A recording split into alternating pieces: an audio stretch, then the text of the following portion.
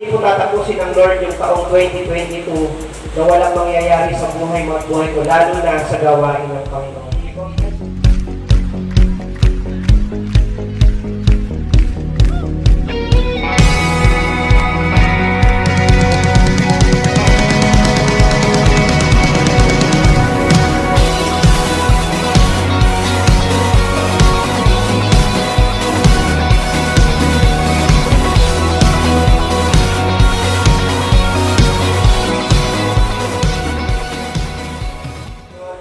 This church will bring impact sa ibang tao because we anoint by God to bring good news. Na yun, kaya mag-i-impact tayo kahit simple lang, nakakatulong tayo sa iba. Yung church na ito na I want of this church, like a hospital, a shelter na kung saan yung mga tao na nakaranas ng hindi maganda sa buhay, nakaranas ng mga iba't ibang mga struggle, iba't ibang mga problema, yung mga tao na nireject, mga tao na talagang nagkamali, hinusgahan ng tao, na down, mga taong na down, na bumagsak, naka-experience ng iba't iba. So, I want that this church ay maging ganun, maging shelter para sa lahat. Hindi itong church na ito ay para sa mga righteous. Okay?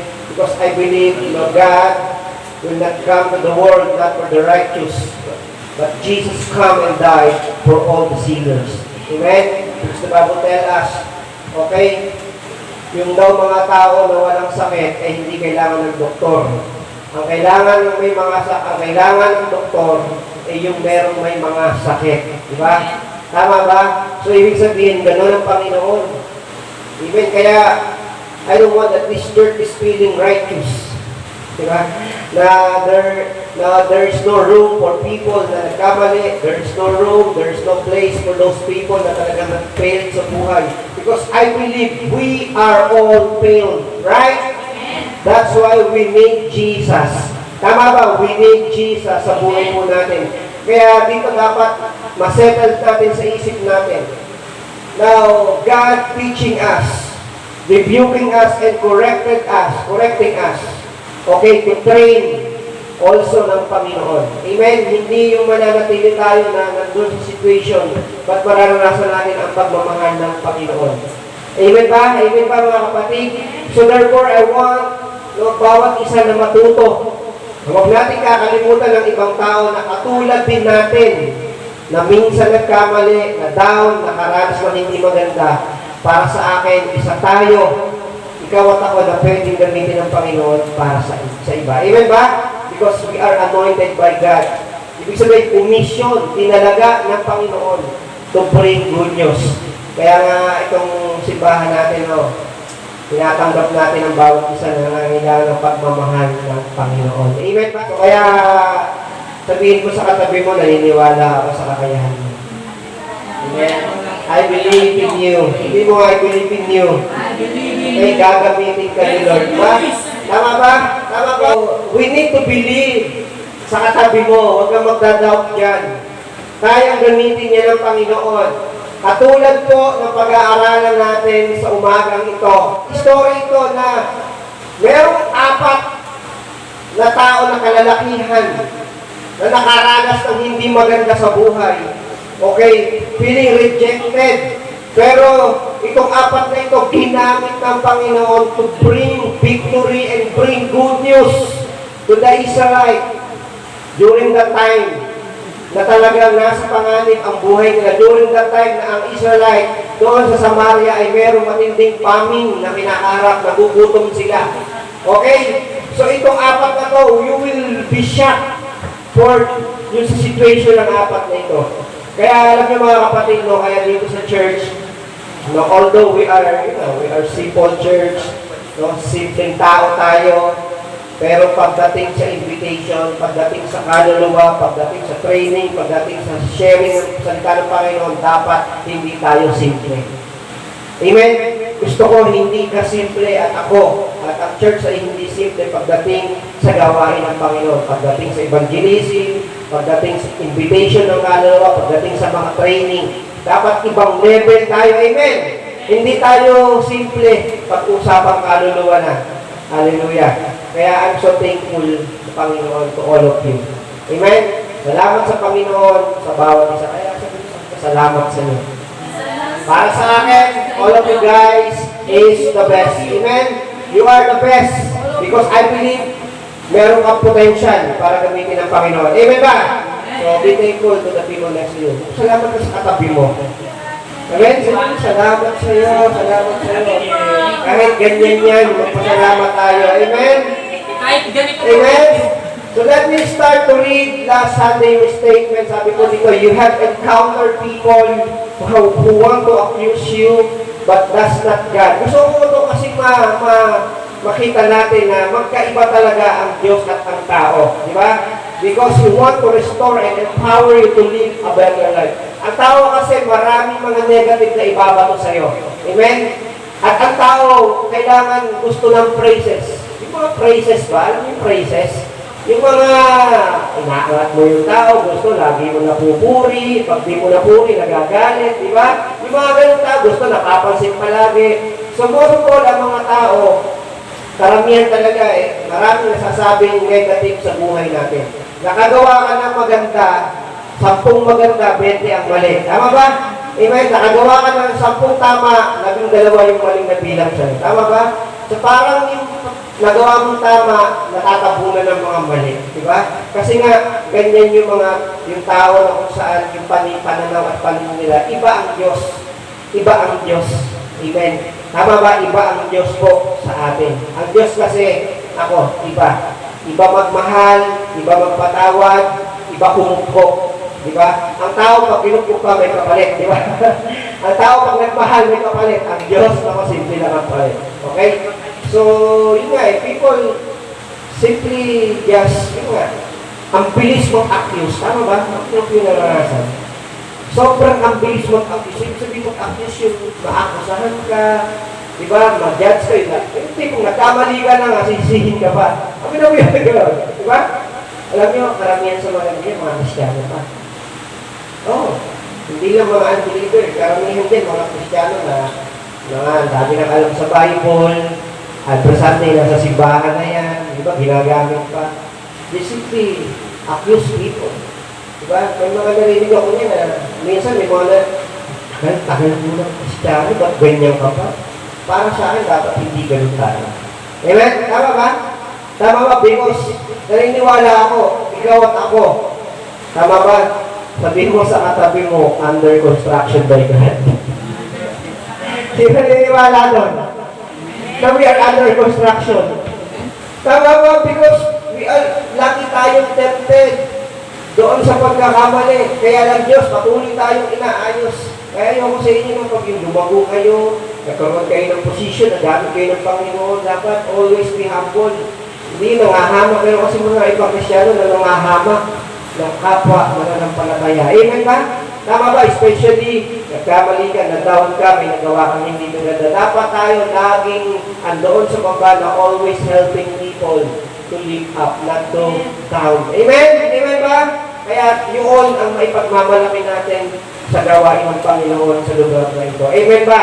So kaya tayo, sabi nga sa Bible, kaya lagi sinasabi ng Panginoon sa Hebrews chapter 12, fix your eyes on Jesus. Yun Kasi ang tao, laging nakatingin sa tao. Tama ba? Tama ba?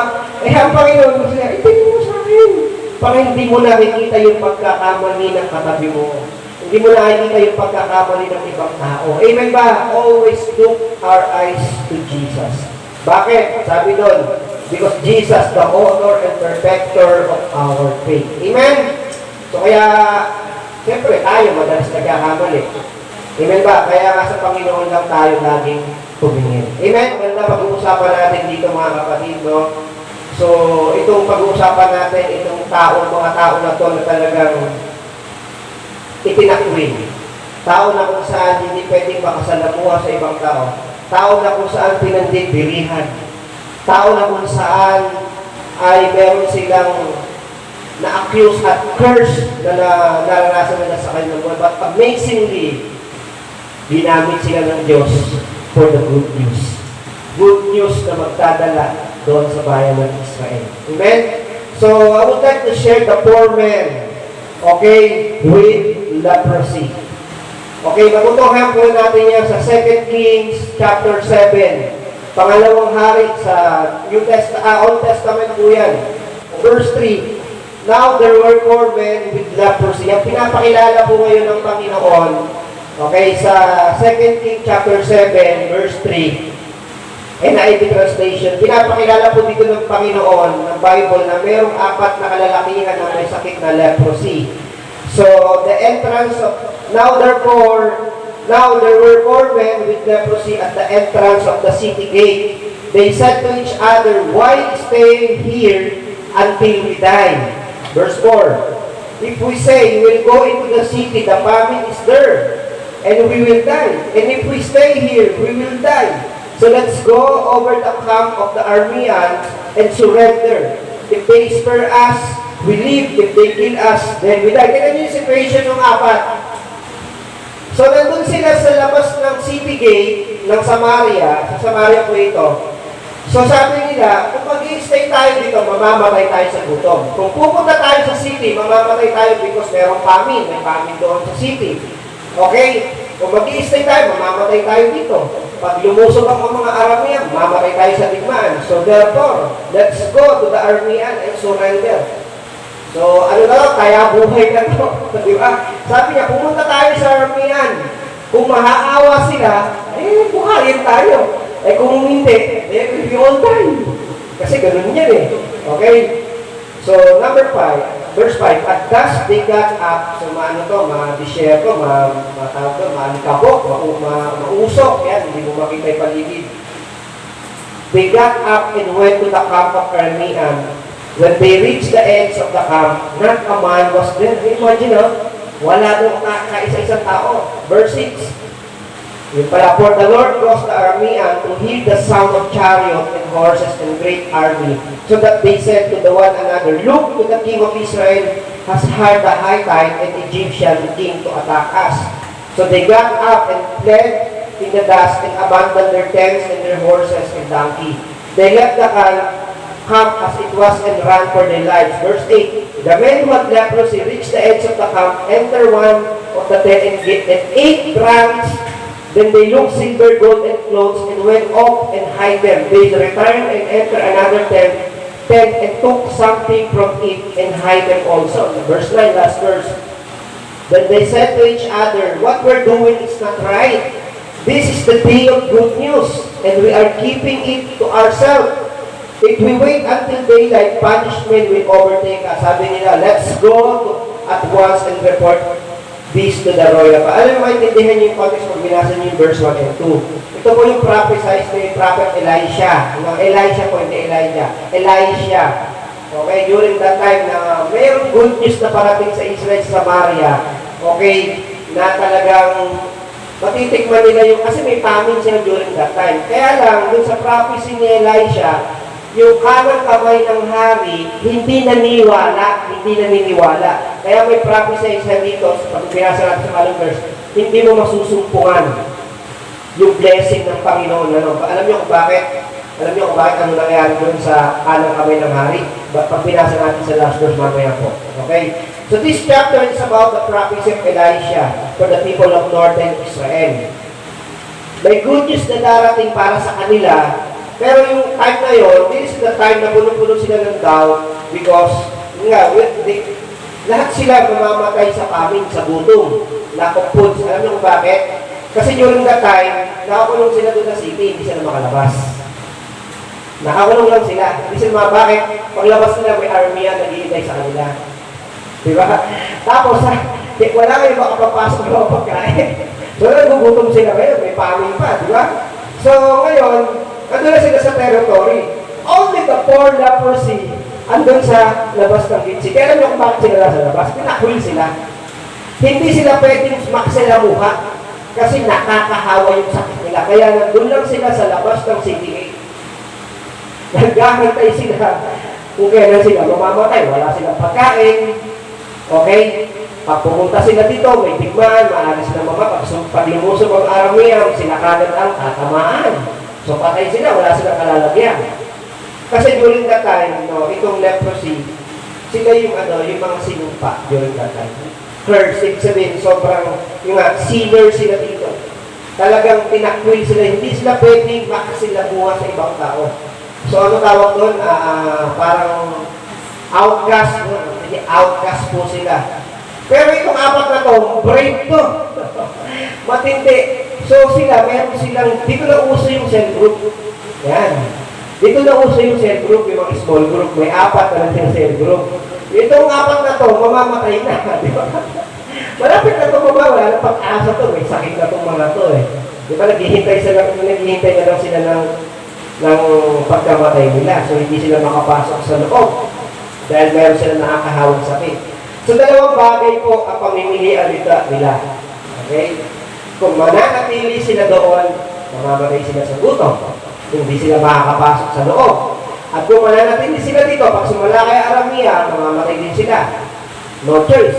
Pag pumunta sila sa Aramia, maaaring mahabag sa kanila, patawarin, hindi sila mamatay. No choice eh, no? Lahat ng puntahan nila, kapahamakan eh. Di ba? Pag nanatili sila, maghintay na sila ng kamatay, wala silang pagkain, wala silang tubig. So, ano ang dinicide nila? Pumunta sila doon sa mga Aramia. Let us surrender. Taya buhay na to eh. Sino yung gano'n? Yung parang taya buhay na to, di ba? Last chance na to eh. Laban na to, di ba?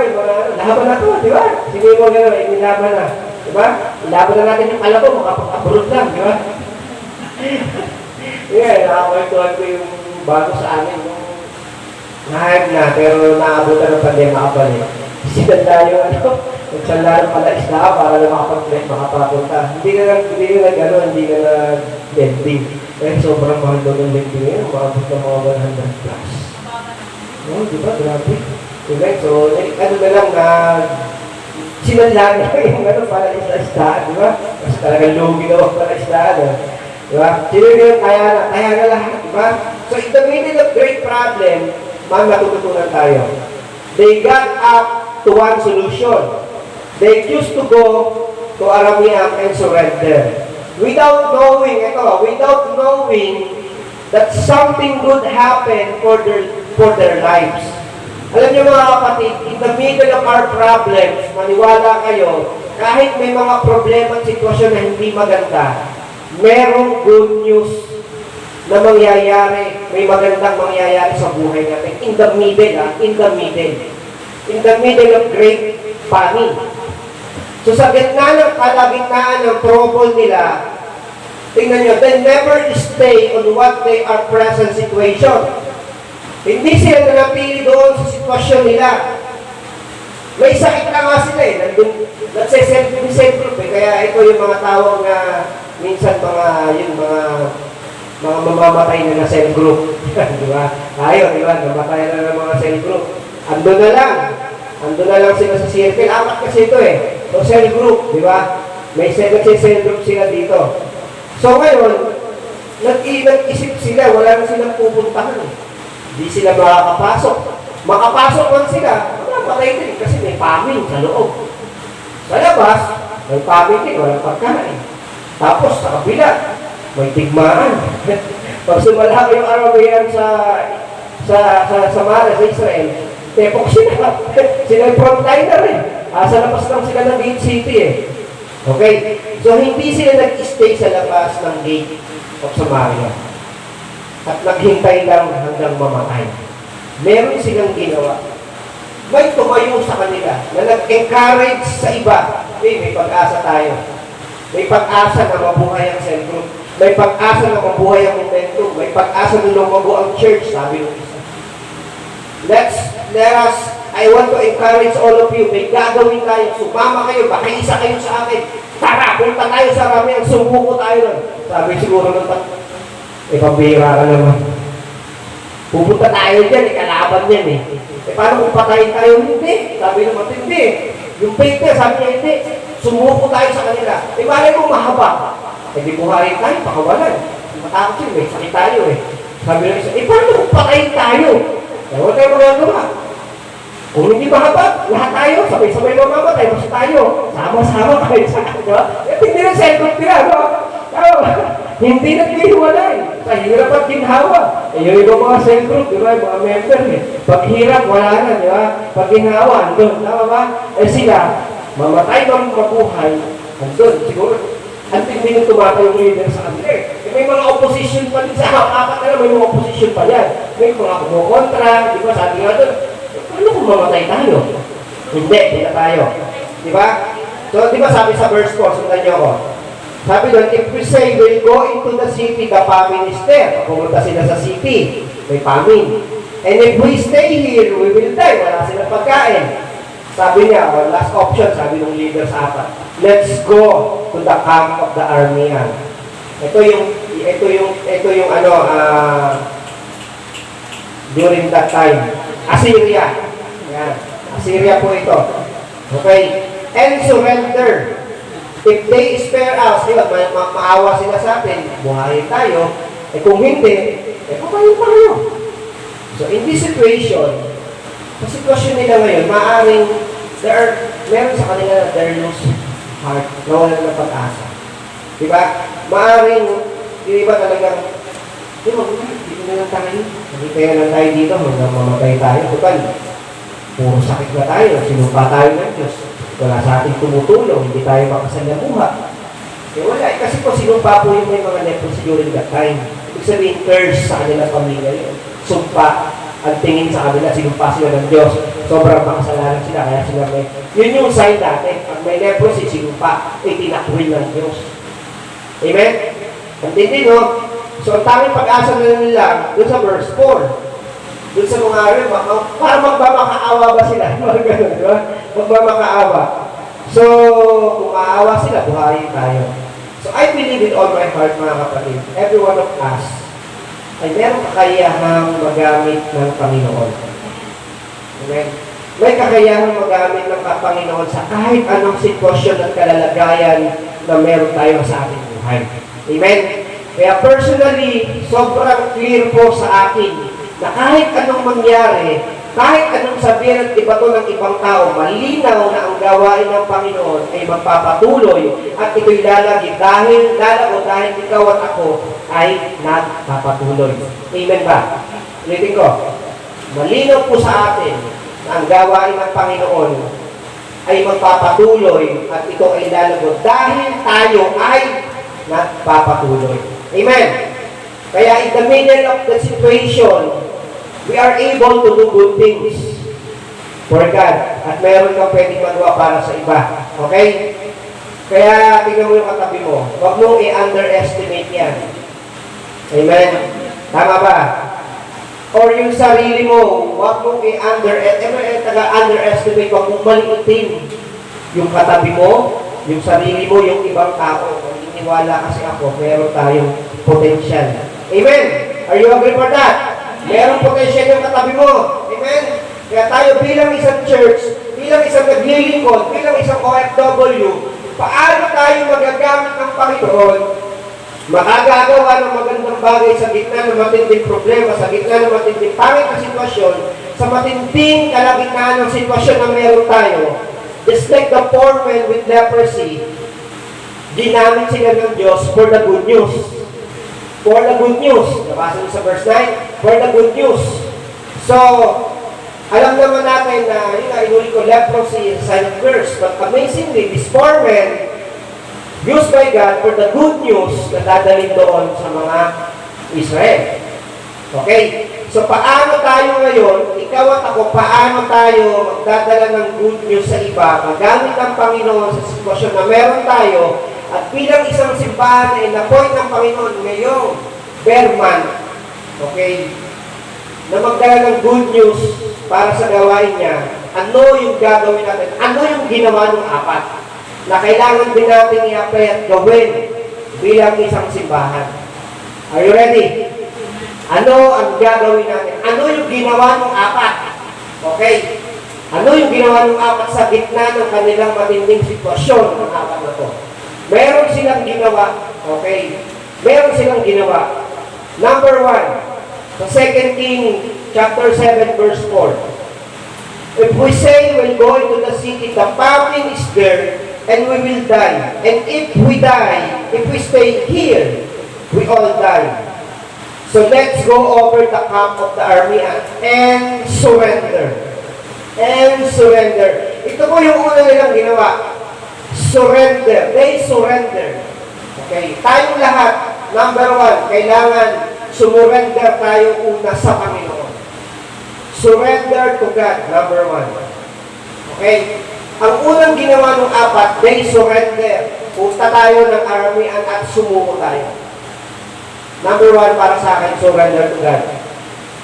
Surrender. The four choose to go over the camp and surrender. Sumuko. Pupunta sila para sumuko. Ang purpose nila doon para sumuko, para maawa man sa nila, buhayin sila. Okay? So sa gitna ng mga fear, doubt, mga duda natin, takot sa puso, even mistake and wrong decisions sa buhay, let's go to God and surrender all to Him. Ulitin ko. Let's go to God and surrender all to Him. Kasi ang surrender, mga kapatid, ang sabi nito, stop resisting to an enemy or opponent and submit to their authority.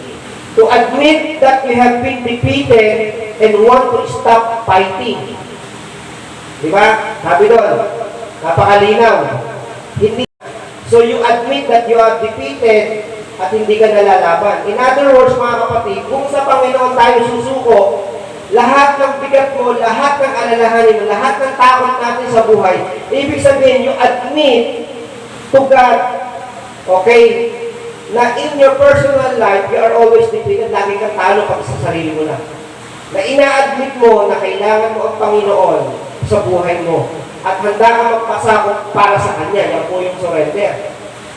You are now begin not to resisting to God. Hindi ka na lumalaban ngayon sa Panginoon. Ibig sabihin, susundin mo na ang Kanyang kalooban. Susundin mo na ang Kanyang nais sa buhay mo. Madami kasi nagsuko sa Panginoon, mga kapatid, ng buhay. Pero, pagdating kay Lord, second option lang si Lord. Pagdating kay Lord, hindi siya kasama sa priority. We need to understand, church, when we surrender our life to God, dapat, yung totally surrender na tinatawag, dapat ang Diyos nandun sa top priority mo. Dapat hindi ka nagre-resist, hindi ka lumalaban sa Panginoon. Dapat may tinatawag kang sold out. Yung sold out, di ba? Ibig sabihin ng sold out, di ba pag sa mga namimili tayo, sold out, wala na, di ba? Ubus na. Yung sold out kasi dito pag sinabi sold out, ibig sabihin, ipinigay mo na lahat, wala nang natitira sa'yo. Sinuko mo na sa Panginoon. Andun yung todo sakripisyo mo, yung effort mo, todo-todo. Kasi, yun nga pag kay Lord, hindi ka magpapatalo talaga. Kasi sinurrender mo.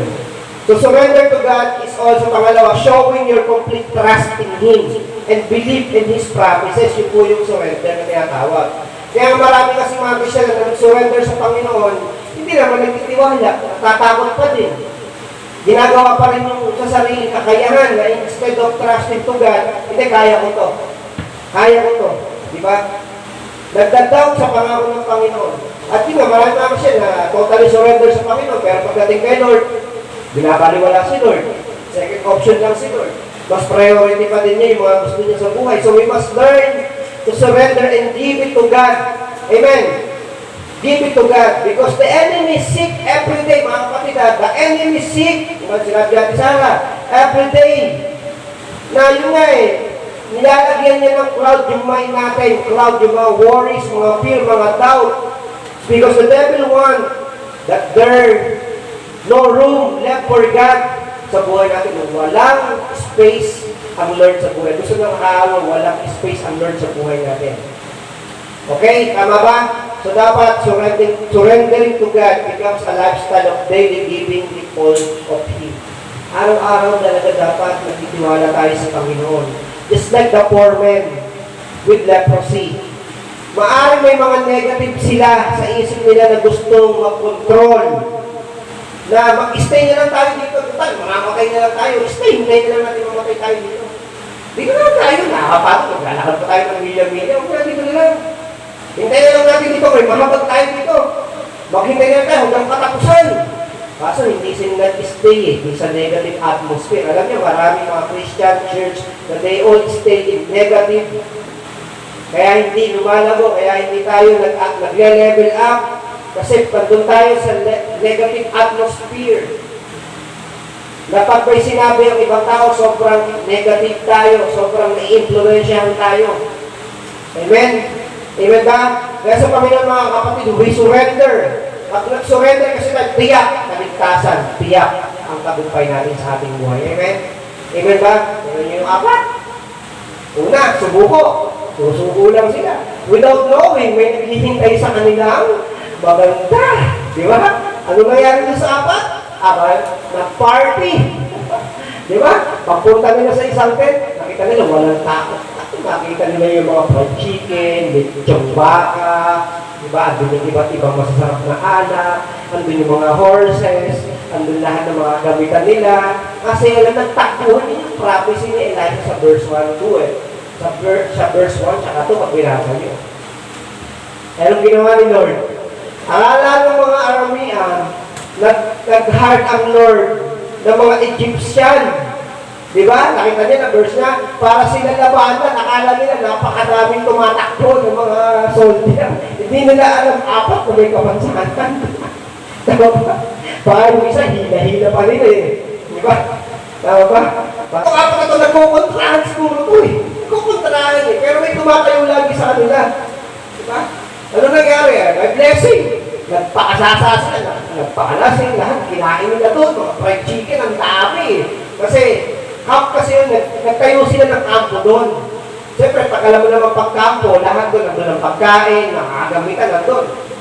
Eh, habang papalapit sila, akala ng mga Aramean, mga dami soldier, isang talang apat na may kapansanan, siguro yung isa pilay, yung isa talaga mabagal maglakad, may makapansanan eh.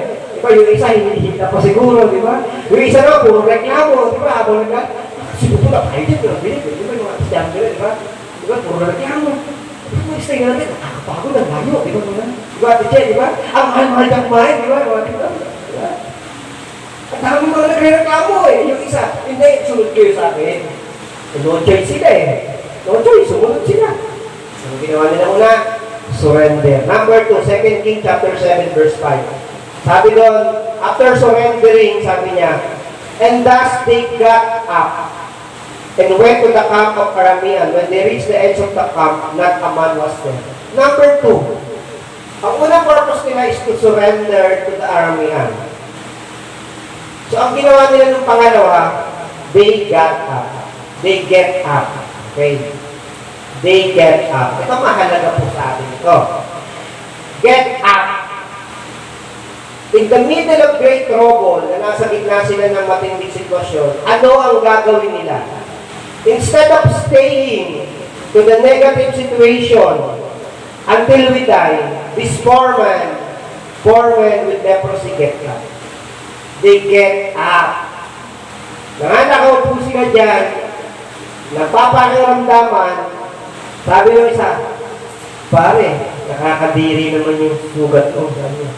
Pare, ikaw din eh. Diba? Sabi ng isa, pare, tingnan mo yung talampakan mo, wala namang maglagyan. Ganun eh. Okay. Pare, tingnan mo yung mukha ko, ang ganda, no? Diba? Dito kulang pa eh. Diba? Konti na lang, mata na lang wala. Nagpapayabangan ng apat na sasakit nila kasi puro sila leprosy. Mga may leprosy. Ketong. Sabi ng isa siguro, pare, paramihan tayo ng sugat. Kung sino mas marami siya, masusunod sa atin. Diba? Nagpipilangan, di ba? Kung sino nakakadiri sa atin, siya panalo. Mga ganun, siguro, usapan ng mga kasi puro sila sakit eh. Sila magkainit. Nagkakahawakan pa sila nun. Di ba? Amen? So, anong ginawa nila? Habang nandun sila sa situation nila ngayon na naghihintay na lang ng mamamatay, they all get up. Church, they all get up. Naniniwala ako sa apat na ito, merong isang tumindig. Tumindig na in-encourage tatlo na may mangyayari maganda sa huwag tayo mag-mistake ito. Ganun din tayo sa church. Dapat meron laging isang tumatayo. Meron laging isang nag-encourage. Meron laging isang hindi na-i-implementan pagdating sa gawain ng Panginoon. Dapat meron laging isang nangunguna na hindi tayo dapat ganito. Hindi dapat ganito tayo. Dapat ganito gawin natin. Hindi, tapos na tayo sa ganyan eh. Ganito gawin natin. Para sa idalo mo ng gawain. Ganun, dapat laging may tumatayo. Parang ito sa apat na may leprosy na ito. Ano ginawa? Get up. Sabi ko sa get up, begin or enable someone to begin, to rise up and start to move forward. Dapat lagi may isa na move forward. Na in the middle of situation, tayo si Diyos Bempelgataan, may isa na tumatayo, let's move out. Amen, let's move out. Huwag tayo mag-stay dito, let's move out. Nasaktan tayo lahat, move out. Diba? Diba? Hindi, ganito na nga tayo. Hindi, move out. Stand up tayo, tayo. May gagawin tayo para sa Panginoon. Hindi yung, hindi naman tayo. Hindi hirap yun eh. At least masaya tayo dito. No, lagi may isang tatayo. Sabi ko, enable to someone to begin. To rise up and start to move forward. Hindi tayo mananatili na kung saan tayo ngayon. We need to get up. To rise up as a church. Personal, kung meron ba sitwasyon yan, get up. Get out. Bagsak ka, get out. Down, get up. Don't stay. Kunyari, kung nanghihina ka na, get up. You need to get up and go to the presence of God. Huwag kayo tutulad sa ibang Kristiyano na nagdadaw na nananatili pa doon. No. When you feel down, when you feel something wrong in your spiritual life, get up and go to the presence of God. Don't go to people. Go to the presence of God first. Go to the church, go to the cell group, talk to the leader, talk to the pastor if you're struggling something. Talk to the right people. Kasi down ka na eh, may ipag-usap ka pa doon sa negative. Down ka na, may ipag-usap ka pa doon sa kapwa mo daw. Puntahan mo yung mataas ng spiritual. Yung alam mong strong. Dapat you learn, matuto tayo ng ganyan. Amen? Alam nyo, pag nag-iihaw tayo, di ba? Tama ba? Pag may baga na isang nagbaga, halo-halo na yan. Kaya mahalaga, lagi may isang nag-aapoy sa atin na hinahawakan yung mga nangihina. Ang masama, lahat tayo walang apoy. Hindi tayo makakaluto ng barbecue. So kaya tayo dapat lagi nag-aapoy para lagi tayo nag-i-influence. Eh kung lahat tayo walang apoy, paano tayo makakapag-ihaw, di ba? Di ba? Kahit anong pay-pay niya ni Kuya Jack, walang baka eh. Kahit hinipan niyan, di ba? Kung lagi merong isang natin, lalo na pag lahat tayo nag-aapoy, eh hindi, sunog yung barbecue. Walang makakain. Ganun pati hindi pag nag-aapoy tayo. For example, isa sa atin, down na down. Eh kung nag-aapoy ka sa Panginoon, pag dikit mo, mag-aapoy yan eh. Pag down ka na, tapos dumating. Yung problema ko, nilapitan mo siya. Alam mo, parehas tayo. Alam mo, problema ko, ganito eh. Alam mo, ganyan din. Alam mo, sa church, alam mo, ganun na. Alam na, baksak na kayo. Pagka ganito, alam mo, nadadown ako. Ay, alam mo, may problema din ako. Alam ko, solusyon para sa presensya ng Panginoon. Para sa church. Kausapin natin yung mga matitindi ko. Tara, mag-rest church tayo. Amen! Hindi yung muna mag-church, may pinagdadaanan ako eh. No! Move out. Sabi mo, move out. Diba? Move forward. You need get up. Anong ginawa ng apat? Nag-get up sila. Hindi sila nanatili doon. Sabi niya, they get up and go to the Aramean camp. Diba? So kaya simple ma-apply natin kapag nagkamali ka, get up. Nasaktan ka, get up. Nanghina ka, get up. Nataon ka, get up. Don't stay. Huwag ka mananatili na nakaganon lang. Yung bagsak na bagsak ka na. Dito na lang ako, di ba? Ayoko dyan. Get up! Sabi mo, I want to get up. Sabi mo, gusto ko mag-get up, Lord. It's all about getting up and surrendering to God.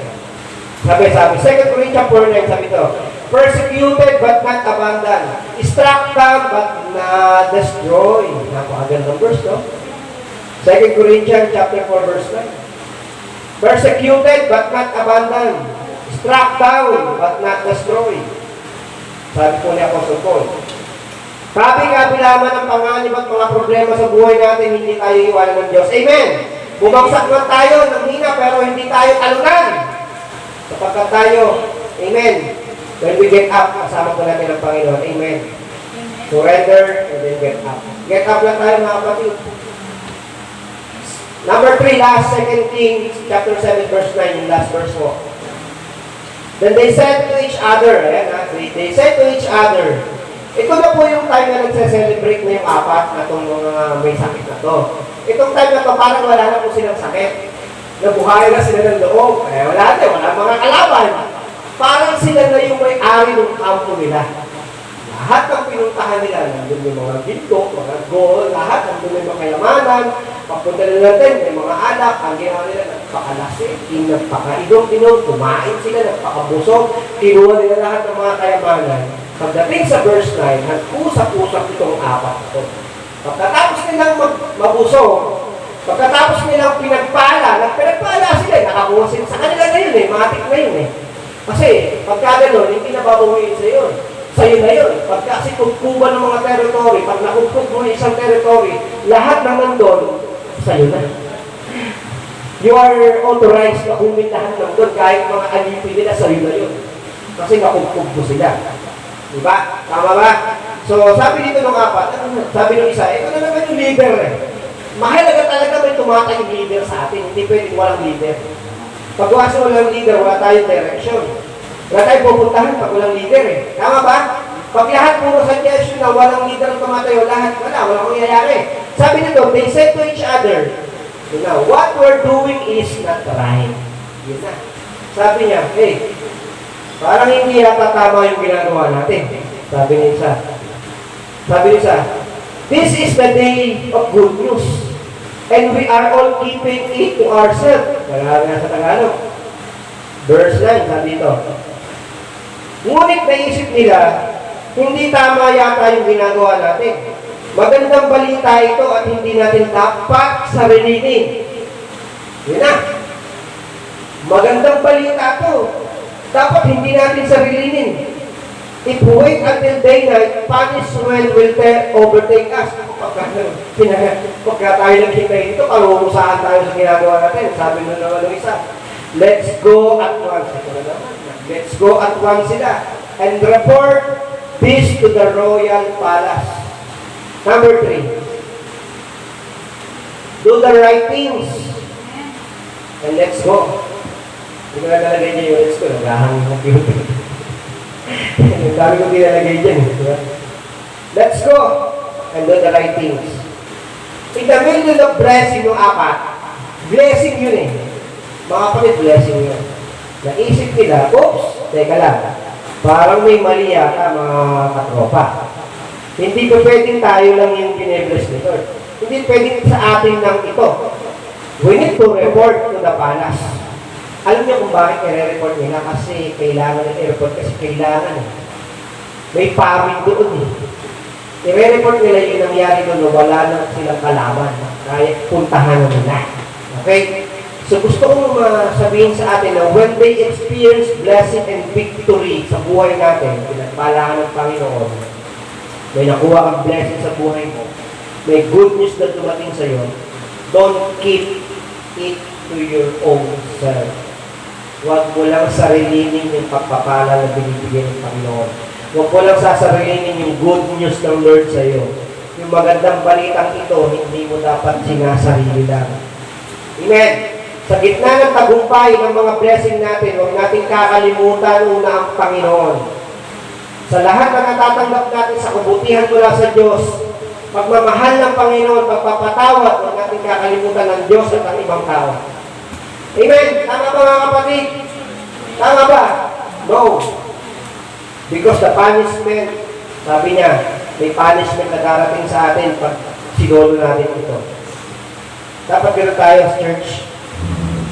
This Berman, bago matapos ito, what kind of blessing that you will receive comes from God. Don't keep it to yourself.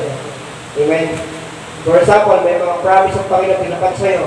May mga word ka nakuha sa Lord. Huwag mo suluhin. I-share natin sa ibang tao. Pagpalaya natin ang gawain ng Panginoon.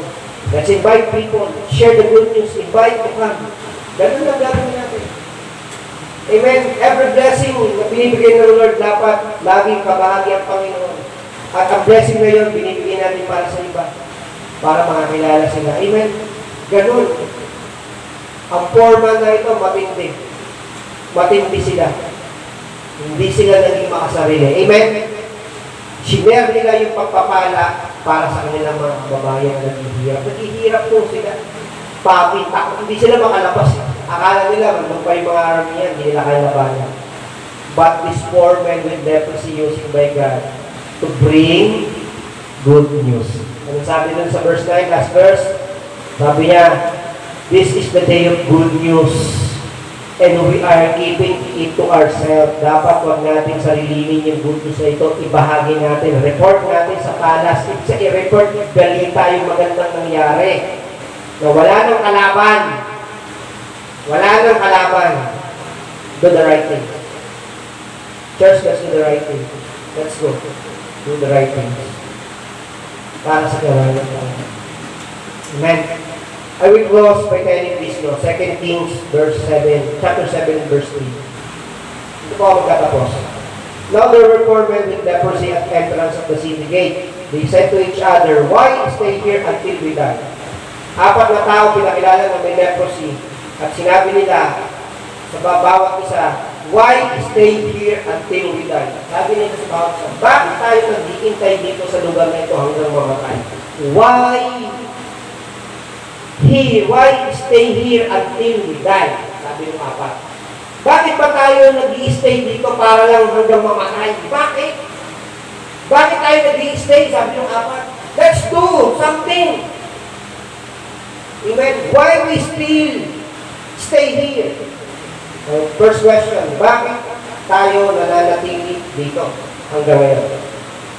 Second question, what is your biggest why in your life? Why you still stay in the church? Kailangan masagot natin yan. Una, why we still here?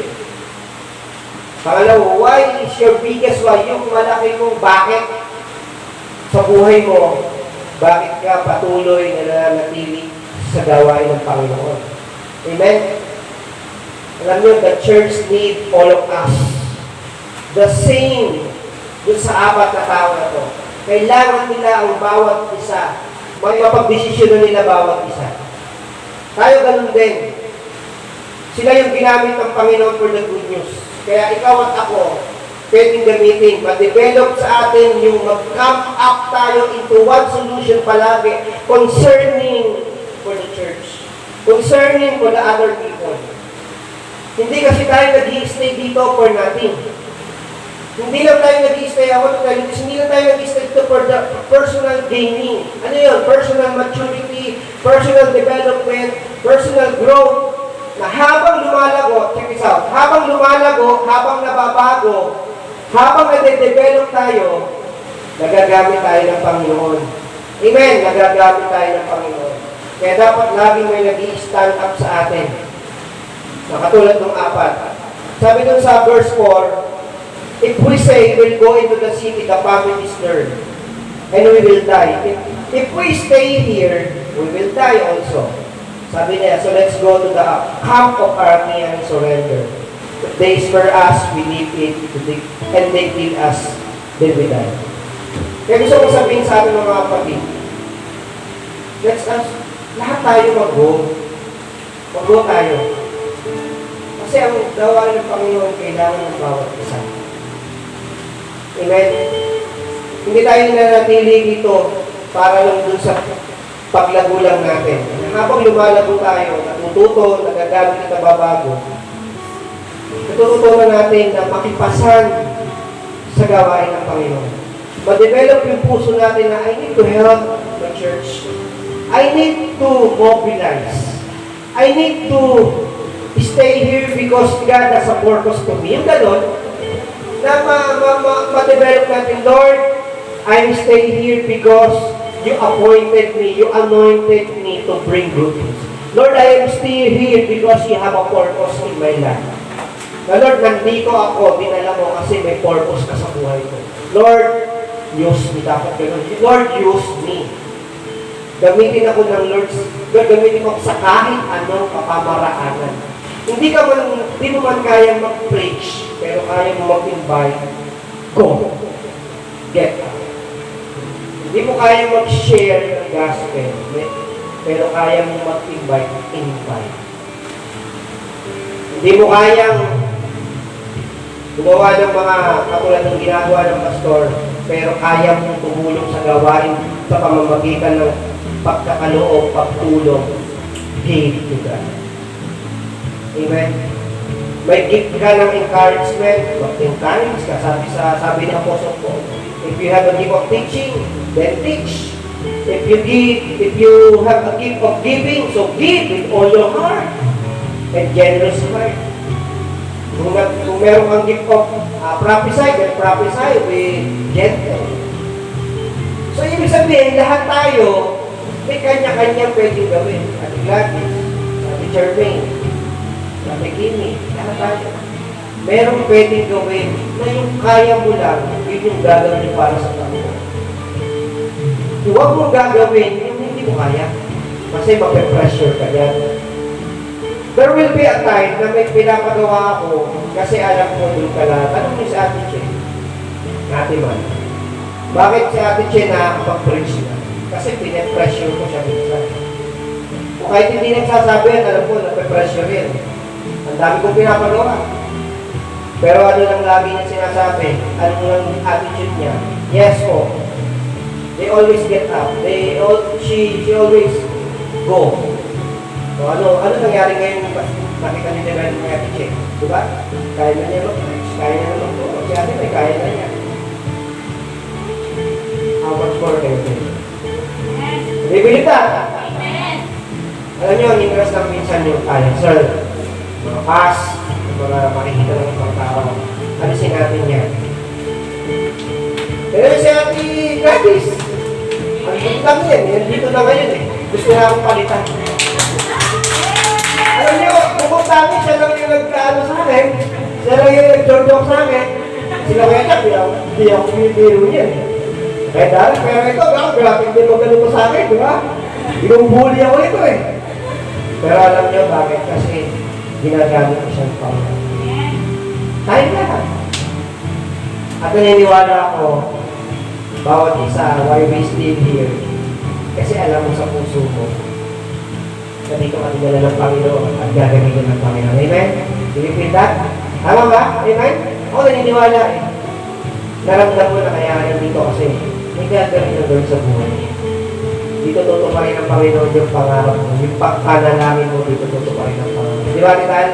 Amen? Kaya, di ba? Amen? Yun. At alam ko, naniniwala ako sa lahat ng kakayahan natin. I believe sa kakayahan natin na gagamitin tayo ng Panginoon.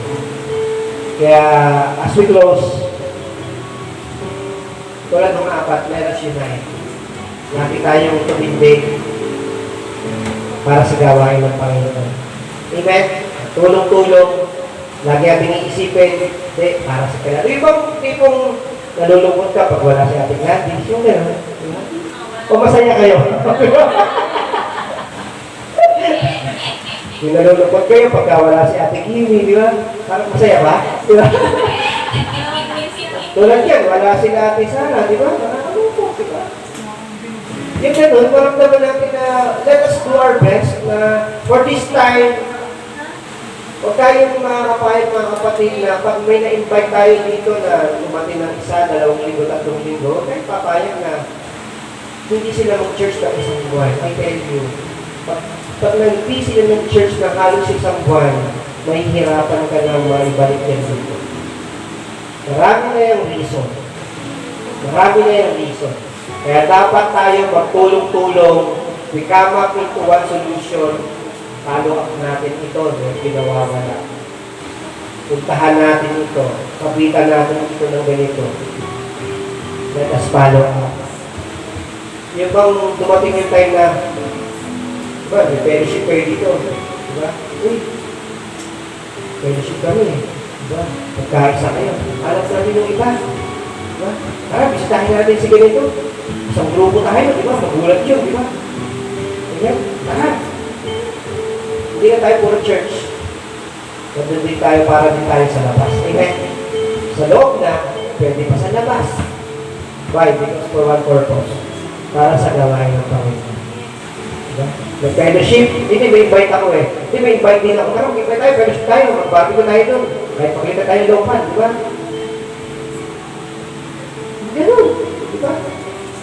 In every opportunity, ginagrab natin para magamit ang Panginoon. Dapat ganun tayo. Katulad ng apat, intentional. They always get up, and they always let's go. Get up, nag-get up ka nga, di naman nag-let's go, di ba? Useless din nag-get up ka lang. Di ka naman nag-move. Dapat get up and let's go. Dapat lagi, alam niyo kung ganun tayo lahat, ganito na mangyayari sa Panginoon, sa gawain ng Panginoon.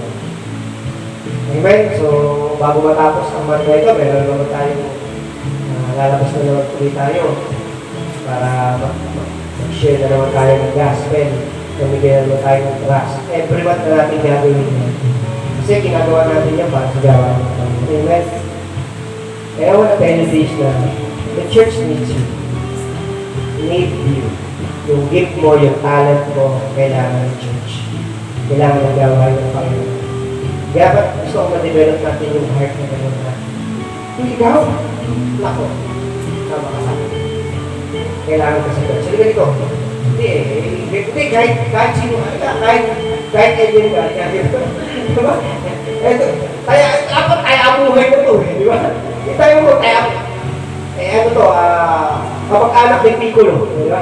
Nemik to, hindi, kailangan ka sa church. Magaling ka mag-gitara, kailangan ka sa church. Atakin mo siya, di ba? Ito naman, pamilya naman to ni Vegeta, di ba? Vegeta, masungit, di ba? Hindi ka, kailangan ka sa church. Bakit? Ang ganda ng boses ko eh. Hindi ka pang video, hindi ka pang diskuhan. Ang galing mo magsayo, hindi ka na pang diskuhan, hindi ka sumama, mag-disco tayo. Kaibigan ka magaling bumiyakin sa jokihan. Diba? Pati, hindi ka lang pang live. Halika, pwede ka nagiging ng Panginoon. Hindi ka ng puso. Kaya yung gusto mo makakita ng mga magagamit sa gawain ng Panginoon. Eh, hindi man ikaw gifted sa instrument. Pero yung heart na magamit ng Panginoon, Lord, maghahanap ako ng gifted. Tatanong ko sa'yo. Oh, amen. Eh, hindi ka man katulad namin nila Kuya Darwin na magaling kumanta. Diba? Diba? Kuya, tapos na kami nila sa pagkanta, Lord. Magdadala kami ng magaling kumanta para sa'yo. Yung ganun. Amen. Eh, hindi tayo malakas kumain, Lord. Magdadala kami ng malakas kumain. Diba? Meron na. Meron na? Meron na. Huwag naman, walang take-out. Diba? Diba? Yun. Pero yung ginagawa natin pag-take-out, magandang gift ko kanyo.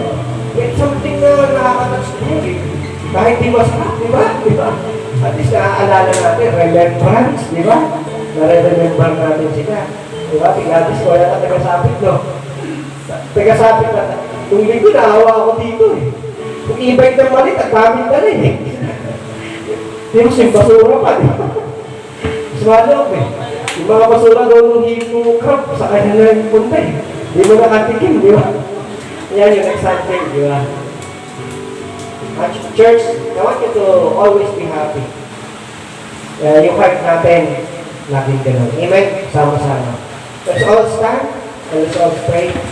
At alam ko, yung susunod sa akin ay madami na si-share. Bigyan ko siya ng mga 10 minutes to 15 minutes. Amen? Hallelujah. Praise God. Salamat po, Panginoon. Lord, we pray. Kailangan ko po sa mga kapatiran ko na nandito ngayon. Lord, I do believe. Lord, with all my heart. Na meron silang something inside. Meron silang something sa kanilang puso, sa kanilang buhay, na itinanim mo. Lord, meron silang seed na itinanim mo sa kanilang puso. Na ito ay sisibol na ngayon. Tutubo na ngayon, Panginoon. Meron mga potential ito, Lord, na magamit mo. Lord, Diyos, gamitin mo sila, Panginoon. Gamitin mo bawat isa sa anumang kapamaraan, Lord. Ano bang sitwasyon nila ngayon, Lord? Ang kinakaharap, Lord, gamitin mo sila. Kasi sabi mo, Lord, in any situation, tayo mo kami gamitin, Panginoon. Like this woman with leprosy, ginamit mo sila to bring good news to your chosen nation. Nagdala sila ng magandang balita. Binilas ko sila, Panginoon, pero pala mo rin sila ngayon. So, ganun din kami, Panginoon. Lord, i-bless mo po yung mga magagawa ko, gamitin mo po sila. Ibigay mo po yung heart sa kanila na para sa gawain mo. Yung pagtulong, yung generous heart, Lord, yung helping hands, Lord God, sa puso ng aking mga kamuganala. Salamat, Panginoon. Cover us with your precious blood. Tulungan mo kami, Lord, na lagi mag-get up, Lord. Lagi mag-get up. Surrender. I-surrender, Panginoon, lahat ng kabigatan, lahat ng alalahanin, lahat ng bigyan sa puso namin. I-surrender namin sa iyo. At ikaw, Lord, yung pumilaw sa buhay ng bawat isa, Panginoon. Lord, thank you. Thank you, Lord. It's all about surrendering, Lord. It's all about getting up always sa buhay namin. Lagi nagtatawag, pero tatayo palagi, Panginoon, para magpatuloy. Nangihina, pero tatayo, alalaban ni Panginoon. Marami pong salamat sa bawat isa. Naniniwala ako sa kakayahan ko ng aking mga mamagawa na kaya mo siyang gamitin sa anumang kapamalaan ng Panginoon. Lord, pagpalain mo po ang church na ito. Pagpalain mo po, Panginoon. Lord, this is about time to mobilize once again according to your purpose, Lord. Mobilize mo rin kami. Lord, hindi mo kami nakalakasan sa pagkatapos. Salamat, Panginoon. Purihin ka, dakilahin ka. Pagkapin natin ang benediction sa pangalan ng Diyos, ang mga Diyos na at Diyos Espiritu Santo, ito pang aming kailangan. Sa pangalan ng Jesus. Amen.